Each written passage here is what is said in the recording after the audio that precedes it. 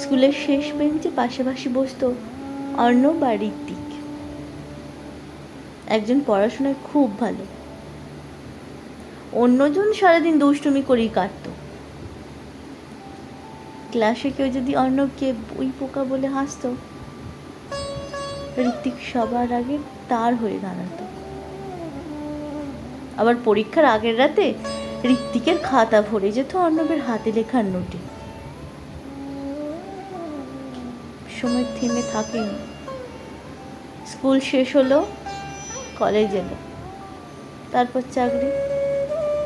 জীবন দুজনকে নিয়ে গেল দুই শহরে। ফোনের সংখ্যা কমতে লাগলো,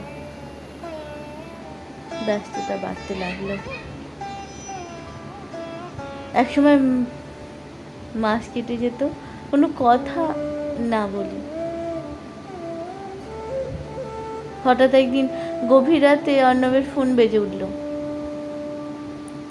ওপাশে ঋত্বিকের কণ্ঠ কাঁপা ভাঙা।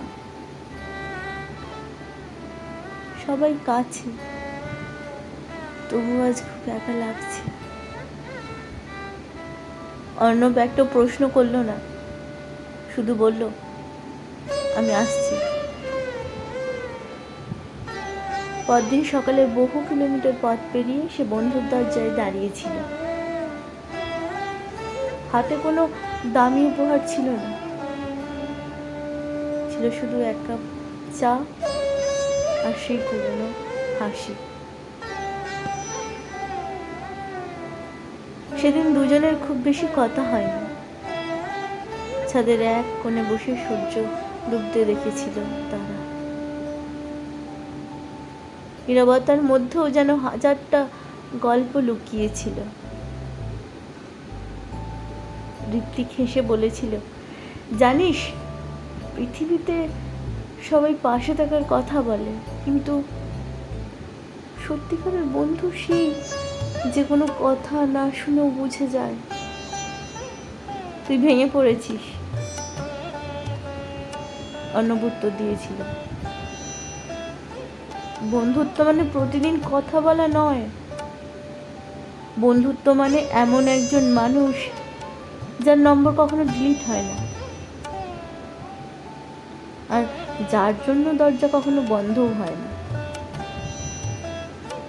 সেদিন তারা বুঝেছিল, বন্ধুত্ব সময়ের মাপে যায় না, দূরত্বেও না। সত্যিকারের বন্ধুত্ব সেই সম্পর্ক যেখানে অভিমান থাকে, ভুল বোঝাবুঝি থাকে, দীর্ঘ নীরবতাও থাকে, তবু বিশ্বাসটা কখনো ভাঙে না। কারণ রক্তের সম্পর্ক মানুষ জন্মের সঙ্গে পায়, কিন্তু হৃদয়ের সম্পর্ক মানুষ নিজেই তৈরি করে।